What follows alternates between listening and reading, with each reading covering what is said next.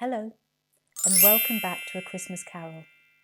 Chapter 2, The First of the Three Spirits. When Scrooge awoke, it was so dark that looking out of bed he could scarcely distinguish the window from the walls of his room. He was endeavouring to pierce the darkness with his ferret eyes when the chimes of a neighbouring church struck 12. "Why, it isn't possible," said Scrooge, "that I can have slept through a whole day and far into another night." Scrooge thought and thought and thought it over and could make nothing of it.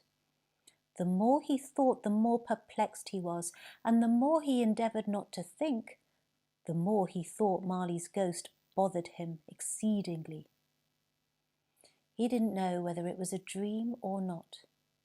Then he remembered that a spirit should visit him at 1 o'clock.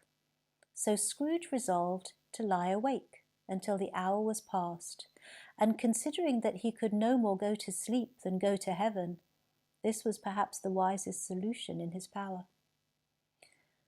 The time felt so long that he was more than once convinced he must have sunk into a doze unconsciously and missed the clock. At length it broke upon his listening ear.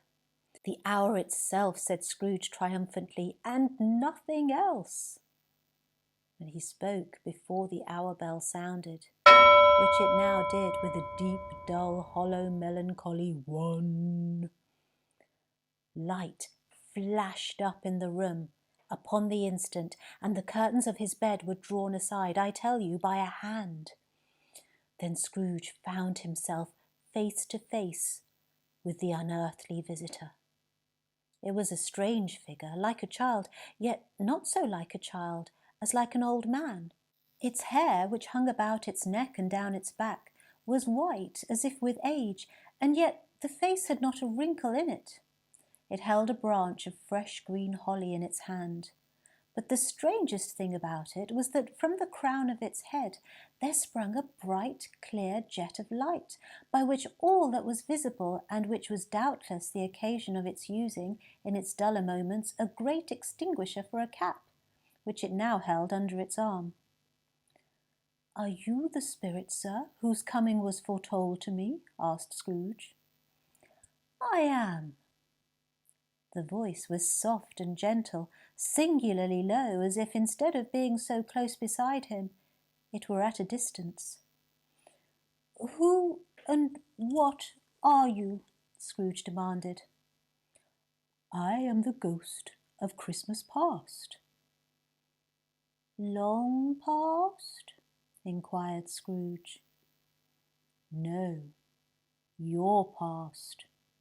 Rise and come with me." Scrooge could not plead that the weather was cold and that he was wearing only his slippers, dressing gown and nightcap. The ghost's grasp, though gentle as a woman's hand, was not to be resisted. The ghost took Scrooge back in time to a familiar place. "Good heavens!" said Scrooge, clasping his hands together as he looked about him. "I was bred in this place. I was a boy here." "You recollect the way?" inquired the spirit. "Remember it?" cried Scrooge with fervour. "I could walk it blindfold." "Strange to have forgotten it for so many years," observed the ghost. "Let us go on." They walked along the road, Scrooge recognizing every gate and post and tree, until a little market town appeared in the distance, with its bridge, its church, and winding river. Some shaggy ponies now were seen trotting towards them, with boys upon their backs, who called to the other boys in country gigs and carts, driven by farmers. All these boys were in great spirits and shouted to each other until the broad fields were so full of merry music that the crisp air laughed to hear it. "These are but shadows of the things that have been," said the ghost. "They have no consciousness of us." Why was he rejoiced beyond all bounds to see them? Why did his cold eye glisten and his heart leap up as they went past? Why was he filled with gladness when he heard them give each other Merry Christmas? and they parted at crossroads and byways for their several homes. What was Merry Christmas to Scrooge? Out upon Merry Christmas.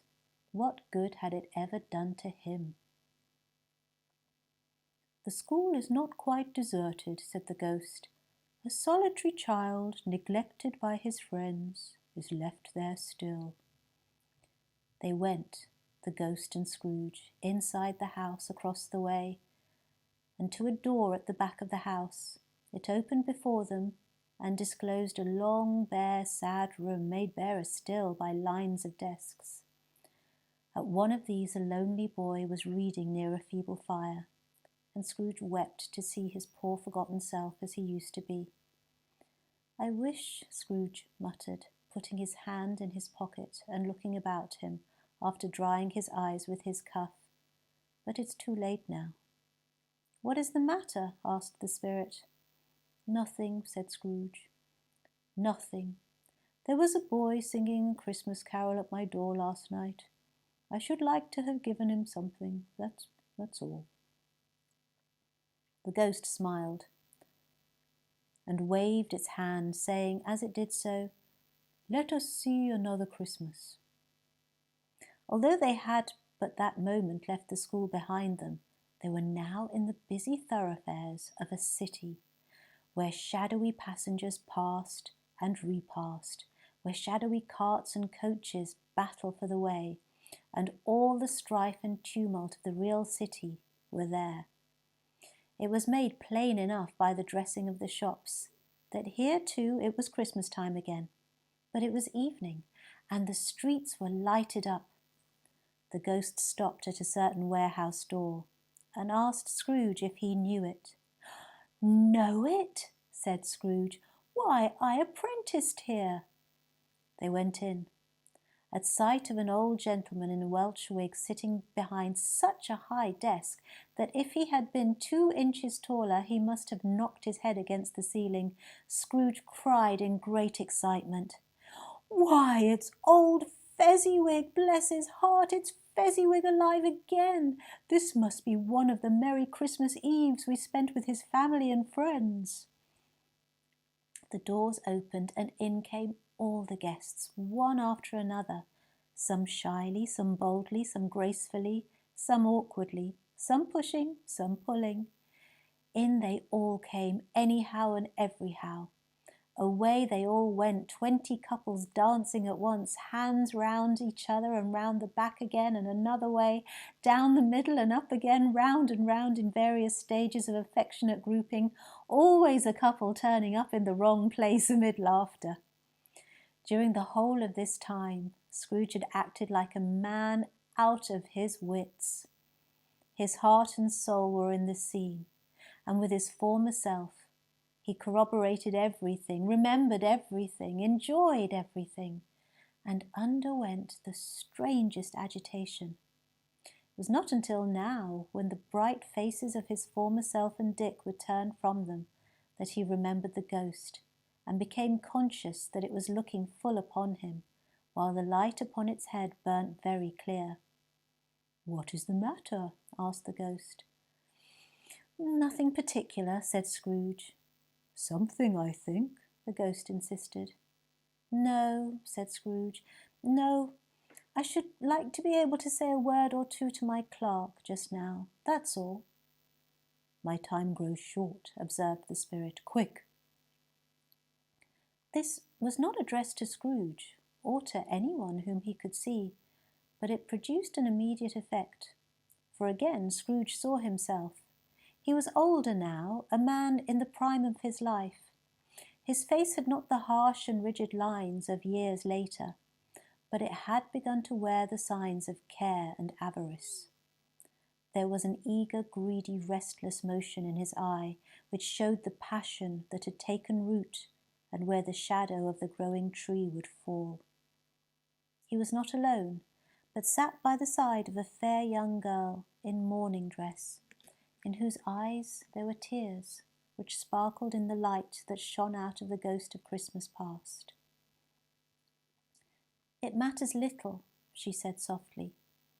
"To you, very little."